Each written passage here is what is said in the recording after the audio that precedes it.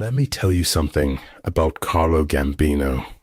If you walked past him on the street, you'd think he was just some tired old Italian guy heading to the bakery for a loaf of bread. You wouldn't look twice, and that's exactly how he wanted it. He didn't need a pinky ring the size of a golf ball or a silk suit louder than a car alarm. But behind that quiet little smirk, he ran the most powerful crime family in the United States, maybe in the world. And the crazy part is, he didn't take power. He waited for it. He watched. He listened.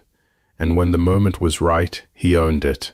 Now, if you're thinking this guy was some back alley butcher whacking guys left and right like a Scorsese film, nah, that wasn't his style. Carlo was different. He played the game like chess, not checkers.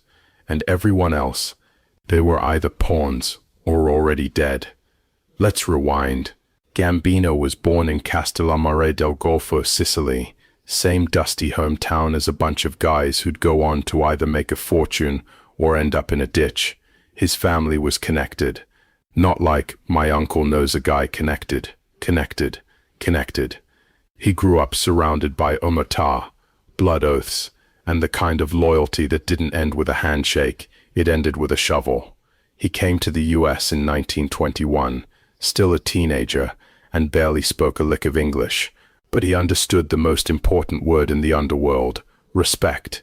At 19, he lands in Brooklyn, joins his cousins, starts running with Salvatore D'Aquila's crew, and already, this kid, he's got that look, that don't talk unless you got something to say energy. Quiet, calm, dangerous in a way you can't explain. He didn't need to puff out his chest. He made people nervous just by standing still. In the 1930s, the Mafia in America was like a buffet, with too many hands reaching for the same meatballs. Everyone wanted a piece. Everyone wanted to be king. Lucky Luciano shows up and says, "You guys are animals. Let's act like businessmen." He puts together the commission, which was like the Mafia's version of the United Nations, only with more hits and fewer speeches. Gambino wasn't in the spotlight, but believe me, he was paying attention, watching every move. He joins the crew of Vincent Mangano, one of the original 5 family bosses in New York. Gambino's not making waves, but he's swimming deep. While guys are out making noise, knocking over trucks, starting beefs, Carlo is studying the system, playing the long game. Now here's where things get spicy. His boss Mangano disappears in 1951. Poof, gone. His brother ends up in a ditch. And who takes over? Albert Anastasia. They called him the Lord High Executioner. Not exactly the kind of guy you invite to a christening. He helped run Murder Inc., the mob's outsourced hit squad. The guy was ruthless, like order a hit before coffee ruthless. But he was messy, loud, a little too trigger-happy. Gambino, he kept his mouth shut and his hands clean. He waited. Then in 1957, Anastasia makes the classic mob mistake. He gets comfortable, walks into a barber shop at the Park Sheraton Hotel in Midtown, sits down, throws a towel over his face. Boom, boom. 5 shots later, he's slumped in the chair, blood on the mirrors, and guess who's sitting pretty?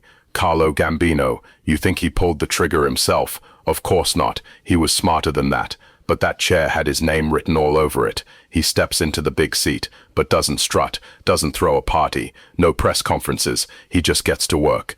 And suddenly, the Gambino family, named after him, not because he demanded it, but because everyone feared him, is the most powerful of the 5. So now it's 1957. Carlo's officially the boss of what would become the Gambino family. But remember, this guy's not your typical mob don. He doesn't throw muscle around unless he has to. No drama, no limelight. You don't see him at clubs flashing cash or taking pictures with Sinatra. He's making moves where no one's looking, like the docks, like the garment district, like the unions. See, while the other bosses were chasing fast cash with drugs and hijackings, Gambino understood infrastructure. He knew that if you controlled the ports, the trucks, the concrete, you controlled New York. You wanted to build a skyscraper in Manhattan. Cool. Guess who controlled the concrete contracts? You wanted to import suits, cigars, electronics. Guess who ran the Longshoremen's Union? You wanted trucks to deliver your goods across the boroughs.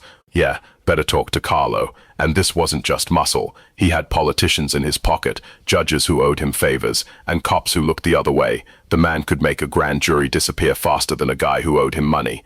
And here's the real kicker. Gambino had a gift most mob bosses didn't. He knew how to read people, like a hawk. He knew who to trust, who to keep close, and who to give just enough rope to hang themselves. Now, Gambino also understood something that kept him alive where others failed. He didn't get greedy with power. At least not openly. He let other bosses have their corner of the sandbox. He didn't bark orders at the commission. He nodded, advised, guided, like some old-school consigliere but with real teeth. And the feds, they hated him for it. They tried everything, wires, phone taps, snitches, but the guy barely talked. He didn't use the phone. His meetings were in person. Sometimes he didn't even speak. He'd just raise an eyebrow and the room would shift.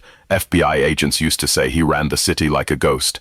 You'd hear about a decision, a hit, a multi-million-dollar deal, but no one could prove Gambino was involved. Hell, half the time they couldn't even prove he was in the room. Now fast forward to the 1960s.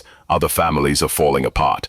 The Boninos try to pull a coup. The Colombos are fighting among themselves. The Genovese family's under heat, and the Luchas are getting sloppy. Gambino? He's untouched. When Joe Bonino tried to shake up the commission, some people call it the Banana War, Carlo didn't flinch. He let Bonino self-destruct.